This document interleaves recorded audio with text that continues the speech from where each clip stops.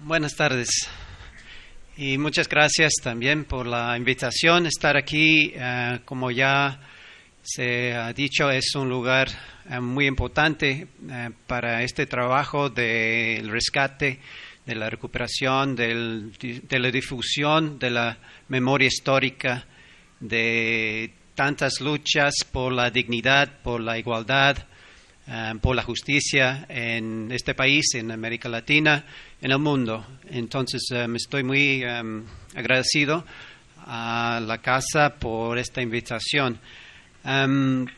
Voy a hablar sobre lo que para mí es muy importante cuando hablamos del valor de la recuperación o la memoria histórica.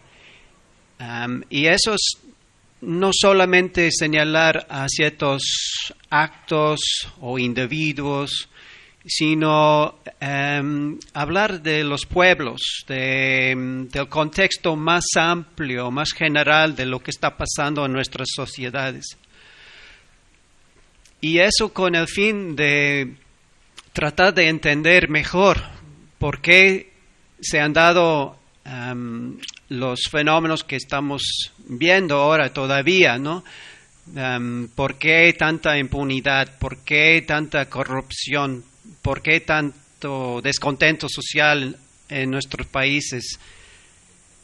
Entonces, este contexto va en contra de lo que sabemos como la nota roja de los periódicos, que la prensa, que cuando dice que informa, no va al grano, no nos da una explicación o no ofrece ese contexto y se pierde el dato, se pierde la importancia de lo que está pasando y deja mucha gente confusa, identifica a activistas como si fueran delincuentes nada más. Y yo creo que tenemos que combatir eso siempre con lo que investigamos, lo que escribimos, lo que denunciamos. Hoy en la mañana otra vez escuchamos de las compañeras de Funden de los números muy altos, ¿no?, de los desaparecidos. Eso es lo que se han denunciado. Hay más. Y esa actitud de las autoridades y de la prensa muchas veces sin investigar ningún caso, echar la culpa a las víctimas. Decir, bueno, a lo mejor eran delincuentes, así que ahí termina. Eso pues es inaceptable. Voy a referirme a un problema que es más político. La fuente de muchos de los conflictos y de las luchas es la falta de condiciones políticas adecuadas para seguir exigiendo cambios que lleven a la dignidad y la justicia y la igualdad. Esa falta de condiciones políticas no es algo nuevo. Ya escuchamos de los otros ponentes o los otros compañeros esa larga historia. En el caso mío, estoy tratando de entender ese contexto general de lo que se llamaba la Guerra Fría.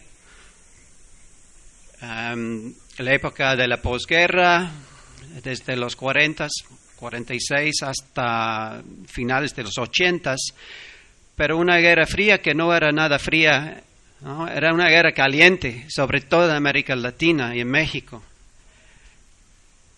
Y a partir, por ejemplo, de 1950, o mediados de los 50, después de la intervención de la CIA en el golpe de Guatemala del 54, se iba imponiendo una forma de ver, una forma de contar la historia que se alejaba mucho de la realidad de la situación nacional o local de cada pueblo. Entonces, cualquier protesta, cualquier demanda de los ferrocarrileros mexicanos, de los campesinos de Jaramillo, de las luchas cívicas de Guerrero, todo se interpretaba como si fuera un complot comunista soviético, ¿no? O sea, esa forma de ver la realidad realmente es una forma de no ver la situación real del país.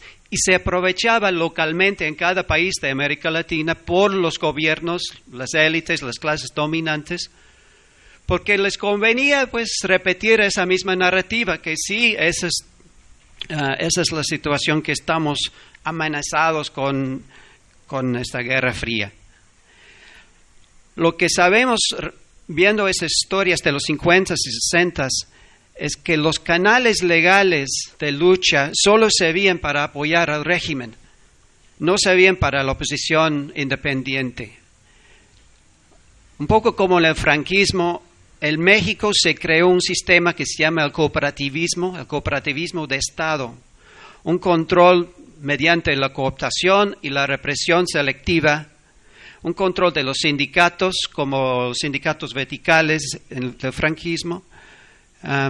Aquí se llamaban los sindicatos charros, ¿no? Que no permitía que de ahí saliera una lucha, una demanda independiente. O quería que no saliera. Si salieron, pues en eso.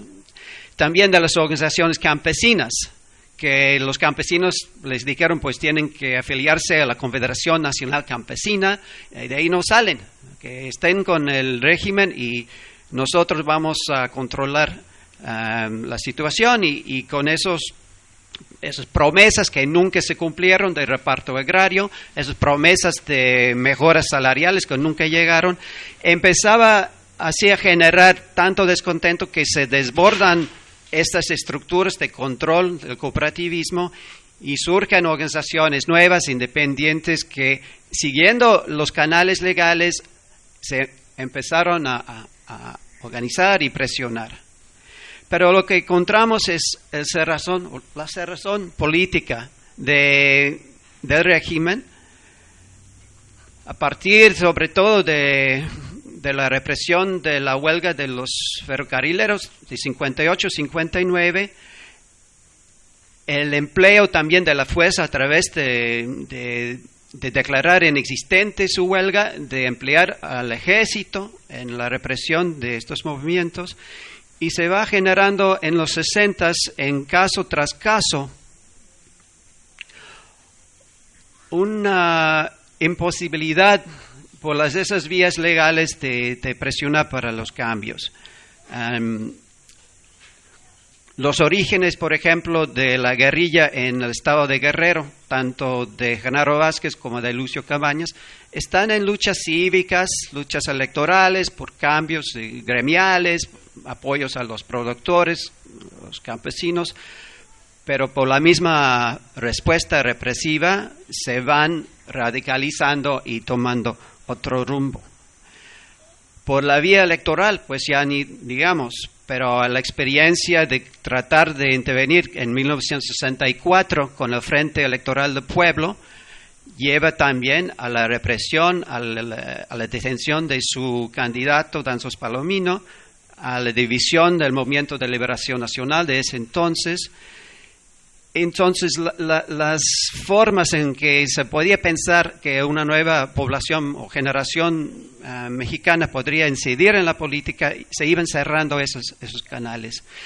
Y digo una nueva generación porque ahora estábamos hablando en los 60s no solamente de las luchas obreras y campesinas de los 30s y 40s, sino ahora también de profesionistas, estudiantes, médicos, abogados, maestros, profesores, que cada vez más estaban reclamando esos espacios, condiciones políticas para exigir mayor igualdad, cambios de fondo en el sistema, en contra de esa imagen de tarjeta postal de las Olimpiadas o del Mundial de 70, de esa forma de tratar de vender una imagen de un país estable, sobre todo en Estados Unidos, que era su gran preocupación durante la Guerra Fría, que hubiera estabilidad en México.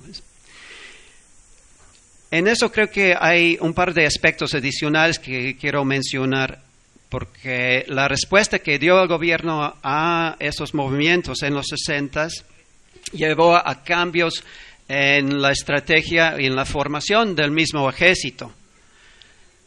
Si bien en los primeros años de los 60, bueno, hasta 62, la compra de armamento, material y apoyo de Estados Unidos se enfocaba más en material para usar el ejército en zonas urbanas, en las vías ferroviarias, en asegurar las industrias. Se veía como se iba avanzando los 60s que la amenaza para el régimen combinaba con una visión que ya se estaba dando en Estados Unidos de que era necesario tener un ejército más móvil, con unidades especiales, fuerzas especiales que salen de ese periodo, y sube pues hay un incremento en la compra de helicópteros, de equipo para poder desplazarse en las zonas rurales, empezando en el estado de Chihuahua y luego Guerrero, y luego sabemos que siguió. Entonces se formó la nueva estrategia contrainsurgente, lo que se ha llamado la guerra de baja intensidad, con unidades más móviles, más adeptos para moverse en esas zonas montañosas, rurales, y con eso todo lo que vemos es como una campaña también de acción social del ejército, de consultas médicas, dentales, de las obras en las comunidades, y una cierta presencia ya permanente que se va dando. Por parte de Estados Unidos, la manera en que lo veía la CIA, por ejemplo, en esos años de los 60s, en gran parte era que tenían tanta confianza que el gobierno sabía reprimir y controlar la situación, de que no. Hasta Philip Agee, que escribió un libro, luego era miembro de la CIA y escribió después, ya con esa experiencia de estar en algo que luego salió y descontento con cómo funcionaba la CIA, decía, bueno, en México no hay nada que hacer porque el gobierno ya lo tiene hecho. Él había estado en Ecuador, Uruguay antes, y donde sí estaba más ocupado su tiempo. Pero el gobierno de Estados Unidos y sobre todo el apoyo militar siempre estaba ahí presente, y yo creo que a partir de finales de los 60, después de 68 y durante los 70, eso fue como una nueva forma en que Estados Unidos empezaba a intervenir, apoyando la modernización de las Fuerzas Armadas, sobre todo en el aspecto de que tuviera esa capacidad, esa movilidad para desplazarse. Volviendo al problema político de que no había condiciones legales para avanzar luchas que realmente eran demandas muy por la justicia, por la dignidad, por la igualdad, mejores salarios, acceso a tierra, etcétera. Eso sabemos que llevó al surgimiento de diversos movimientos clandestinos en el país y la guerra sucia. Entonces, creo que la memoria histórica es necesaria para entender ese contexto, por qué surge eso en los años o finales de los 60 y principios de los 70, y tiene mucho que ver con esa actitud de la Guerra Fría, esa narrativa de que hay una amenaza a la seguridad nacional, el cerrazón político, la falta de vías legales. Para concluir, quiero referirme a esta casa y las Fuerzas de Liberación Nacional, porque si vemos, por ejemplo, algunas de las experiencias de vida de militantes de las Fuerzas de Liberación Nacional que fueron asesinados en el ataque a la Casa de Seguridad de Napantla en 74, creo que demostramos un poco lo que estoy tratando de decir, que la gente que estuvo ahí tenían experiencias previas de luchas en organizaciones o diversas formas, por las vías legales, públicas, etcétera, etcétera. O sea, no era solamente, como decía la nota en el periódico, un nido de guerrilleros, gente violenta, gente delincuente, etcétera, sino que había decisiones muy importantes en el trasfondo que llevó a la gente a participar.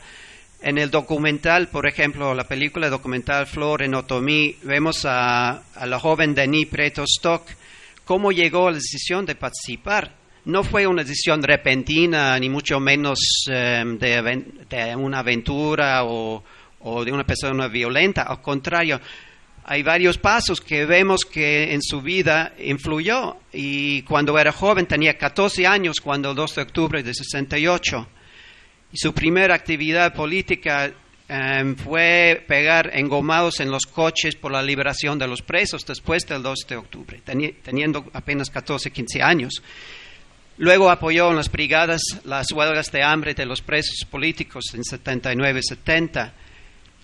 Luego hablaba de la indignación que sentía por la presencia de la porra en las escuelas, el halconazo del 10 de junio de 71, la impunidad que reinaba, una situación insostenible, horrible. Y luego su participación apoyando la lucha campesina en Puebla y Tlaxcala y una caravana que hubo en 72. Y luego parece que una gota que derramó el vaso al golpe militar en Chile de 11 de septiembre de 73 y las protestas en torno a eso. Entonces ella llega con esa vida, esa es su experiencia, ese es el contexto que tenemos que recuperar. Y no solo de ella, sino de muchas personas. La represión, pues, pintó a la gente simplemente como una amenaza a la seguridad nacional. Sabemos a lo que llevó eso. El Comité Eureka habla de por lo menos 557 desaparecidos, incluida en esta lista la lista de Ocosingo de 7 personas, por lo menos 3 de la lista de Ocosingo existen pruebas de que fueron llevados al campo militar número 1 y luego ninguna información. Entonces sigue la lucha para saber por esa verdad, por esa justicia. Para concluir, esa lucha por la justicia sigue. Fue y es muy difícil en los contextos que hemos descrito y hemos conocido. En 1977, cuando se formó el Comité PRO, que luego el Comité Eureka, existía obviamente mucho miedo, pero yo creo que con la unidad de las madres de la huelga de hambre en la Catedral Metropolitana se iba superando poco a poco.